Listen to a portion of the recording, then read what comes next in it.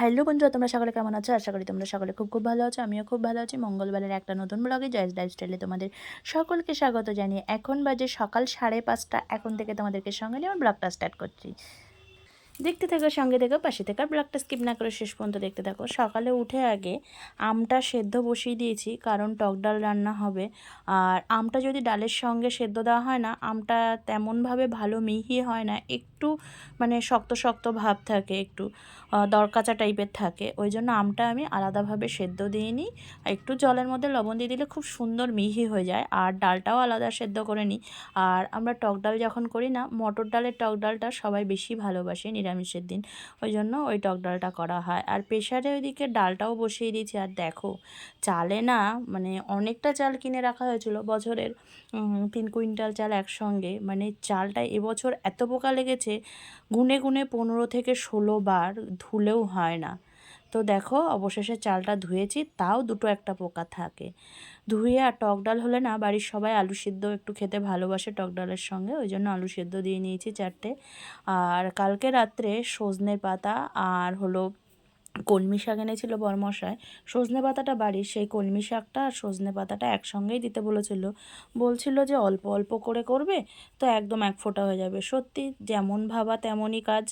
তো রসুন পেঁয়াজ তো আজকে ফোড়নই হবে না, শুকনো লঙ্কা ফোড়ন দিয়ে রান্না করছি, একদম অল্প হয়ে গেছে।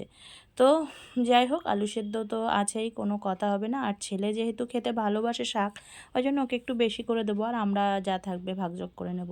আর আমটা না, বড় আম এনেছিল আগের দিন, একটু করেছিলাম টক ডাল অর্ধেক নিয়ে, আর অর্ধেকের থেকেও একটু কম ছিল, তো পুরোটা হবে না বলে আমার তেঁতুল ছিল আগের বছরের, আমার কি দানা ছাড়ানো, সেই তেঁতুলটা সেদ্ধ আমের সঙ্গে দিয়ে নিয়েছিলাম আর কি। ওই জন্য তেঁতুলটা একটু ওর সঙ্গে, তেঁতুল তো মেশে না, একটু হাতা দিয়ে মিক্সড করে নিচ্ছি। তারপরে একদম তেঁতুলের যে কাতটা বের করব, ও খোসাটা ওটা ফেলে দেব। তো দেখো, ভালো করে মিক্সড করার চেষ্টা করছি, তারপরে আঙুল দিয়ে পুরো চটকিয়ে নেব। এবার তেঁতুলের মধ্যে যে ডালটা সেদ্ধ বসিয়েছিলাম, আর তেঁতুল আর আম মিক্সড করা সেই টকের মধ্যে ডালটা আর কি আমি ঢেলে দিলাম। তো অবশেষে ফোড়ন দিয়ে ডালটাও আমি বসিয়ে দিলাম। আর নিরামিষ হলে না তেমন কিছু রান্না হয় না, বেশিরভাগ টক ডাল, উচ্ছের ডাল, সঙ্গে একটা শাক ভাজা বা কোনো একটা সবজি। তো আজকেও সেরকমই রান্না, শাক ভাজা, আলু সেদ্ধ আর টক ডাল। তো দেখো, যথারীতি আমার রান্নার কাজটা হয়ে গেছে। আর রান্না করার পরে না, ওভেনটা পরিষ্কার না করলে কেমন একটা লাগে, ভাবি পরে পরিষ্কার করব, কিন্তু ওই যে মনটা কেমন খচখচ করে, ওই জন্য রান্নাঘরের আগে রান্না করে গ্যাসের স্ল্যাবটাকে আর গ্যাসের ওভেনটাকে পরিষ্কার করে নিই। তো চলো, আমি গ্যাসের ওভেনটাকে পরিষ্কার করে নিই। আমি সব সময় বিশ্বাস করি, আমি নয় শুধু, সবাই আমরা বিশ্বাস করি, মা লক্ষ্মী বা যেই মা লক্ষ্মী সেই মা অন্নপূর্ণা, উনি সব সময় পরিষ্কার জায়গায় বিরাজ করেন, আর নোংরা জায়গায় আমরা জানি যে অলক্ষ্মীর বাস। তো রান্নাঘরে তো মা অন্নপূর্ণাই বিরাজ করেন, যেই মা অন্নপূর্ণা সেই তো মা লক্ষ্মী বললাম। তো চেষ্টা করি সব সময় রান্না করি যে জায়গাটা, সেই জায়গাটা রান্নার পরে একদম সুন্দরভাবে ক্লিন করার। আমি যতটা পারি সুন্দরভাবে ক্লিন করার চেষ্টা করি। হয়তো আমি খুব সুন্দরভাবে করতে পারি না, কিন্তু আমি আমার মতো করে করার চেষ্টা করি। তো দেখো, ফাইনালি আমি আমার মতো করে গ্যাসের ওভেনটাকে আর সাইডে যে স্ল্যাব আছে ক্লিন করে নিলাম। আর খাবার দাবার না, এই গরমের মধ্যে মাকড়সা আরশোলা তো এমনিই উৎপাত, আর বেশি উৎপাত হয়ে গেছে। তো তারপরে যথারীতি চলে গেছিলাম স্নান করতে, স্নান করে চলে এসেছি। আর আজকে একটু মাথাটা ঘষে নিয়েছিলাম, সপ্তাহে 2বার মতো মাথা ঘষি।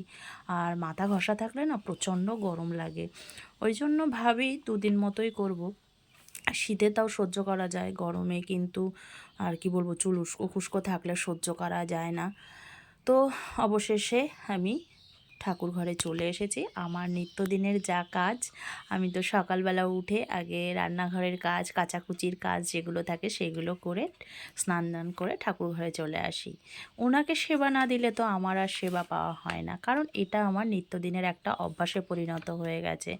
আমার গোপাল বাবাকে, মানে আমার সোনা বাবা যে ছেলে, ওকে সেবা দিয়ে দিই আমি হলো পুজো দেওয়ার পরে। ও অবশ্য পুজো দেওয়ার আগে কখনো বলে না মা ভাত দাও, যদি বাই চান্স কোনো দিন বলে, তখন আমি বলি বাবা একটু দেরি করো, ও আমার কথাগুলো শোনার চেষ্টা করে। তো দেখো অবশেষে আমি আমার রাধা গোবিন্দকে সেবা দিয়ে নিচ্ছি।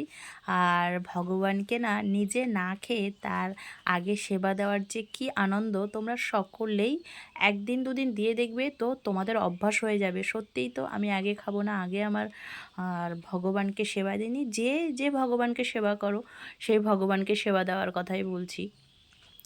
তো দেখো তোমাদের সঙ্গে গল্প করতে করতে আমার সব ঠাকুরগুলোকে স্নান করানো হয়ে গেছে, সবাইকে সেবা দিয়ে নিয়েছি, পুষ্প নিবেদনও করেছি। আর এখন না গরমের মধ্যে অনেক ফুল ফুটছে, তো ভগবানকে ফুল দিয়ে সাজানোর একটা আলাদাই মজা। আর অবশেষে দেখো আমি ভগবানকে আরতি করে নিচ্ছি। এরপরেই আমার আবার বাচ্চারা পড়তে চলে আসবে। আর আমি আগে টাইম দেখে নিই যে কটা বাজে, ভগবানকে যে একটু শান্তি করে সেবা দেব সেটাও আবার অবকাশ নেই। যেদিন সময় থাকে সেদিন অনেকক্ষণ ধরে সেবা দিই। তো দেখো চলে এসেছি যথারীতি সেবা দিয়ে ঘরে। এসে দেখলাম সোনা বাবা বই পড়ছে, তারপরে ওনার অনলাইনে ক্লাস হচ্ছে 10টা থেকে, ওই কারণে সোনা বাবাকে ভাত দিতে হবে। তো আমি বললাম সোনা বাবা আলু সেদ্ধটা মাখিয়ে নিই, তোমার সঙ্গে তো আমাকেও বসতে হবে, মোবাইলটা হলো যাই হোক চালনা করতে হবে, ওই কারণে আমার বসা, এছাড়া ওর পাশে বসার কোনো কারণ নেই, ও সবই পারে। আর স্কুলে তো ক্লাস করে, তখন কি আর আমরা বসে থাকি? তো বাড়িতে করা মানে মোবাইলটাকে অপারেট করা, যাই হোক। তো আলু সেদ্ধটা আমি মাখিয়ে নিচ্ছি, আর শাক ভাজাটা আগে সোনা বাবার থালায় দিয়ে নিয়েছি। আর উনি না আলু সেদ্ধও ভালোবাসে সোনা বাবা, তো বললো আমাকে একটু বেশি করে দাও। আমি বললাম ঠিক আছে তুমি বেশি করে নাও, আর আমিও একটু নিয়ে নেব। আর আমি চেষ্টা করি সোনা বাবাকে আর বড়মশাই শ্বশুরমশাইকে দিয়ে আমি নেওয়ার, কারণ সবাইকে দিয়ে আমি একটু হলেও কম নেওয়ার চেষ্টা করি, কারণ সবাইকে খাওয়ানোর তৃপ্তিটা আলাদাই। আর সোনা বাবা টক ডাল না অতটা ভালোবাসে না। তো দেখো আমরা দুজনে খেয়ে নিলাম, খেয়ে নিয়ে যথারীতি ক্লাস করাতে বসেছিলাম। তোমাদের সঙ্গে তো শেয়ার করা হয় না, অনলাইনে ক্লাস করে ও, একটাই মোবাইল আমার। তো তারপরে না একটু দুপুরবেলাও ক্লাস করে রেস্ট করে নিয়েছিল, আমিও। তারপরে আমার আবার পড়া ছিল, বিকেলে পড়তে গেছিলাম। আবার অনলাইনে সোনা বাবা মঙ্গলবারে বৃহস্পতিবারে স্পোকেন ইংলিশ ক্লাস করে, সেটা করতে বসে গেছে এখন যথারীতি। তো সোনা বাবার 7টা থেকে 8টা পর্যন্ত ক্লাস হবে। তারপরে আমি রাতে রান্না করতে যাব। আজকে হলো রাতে রান্না হবে পরোটা আর হলো আলুর তরকারি। তো চলো সেটা আর তোমাদের সঙ্গে শেয়ার করলাম না। আজকাল ব্লগটিকে বন্ধুরা এখানে এন্ড করছি। আমার ব্লগটি ভালো লাগলে তোমরা সকলে লাইক কমেন্ট শেয়ার সাবস্ক্রাইব করে দিও। টাটা বন্ধুরা, তোমরা সকলে খুব ভালো থেকো, সুস্থ থেকো। আবার দেখা হচ্ছে নেক্সট কোনো নিউ ব্লগে।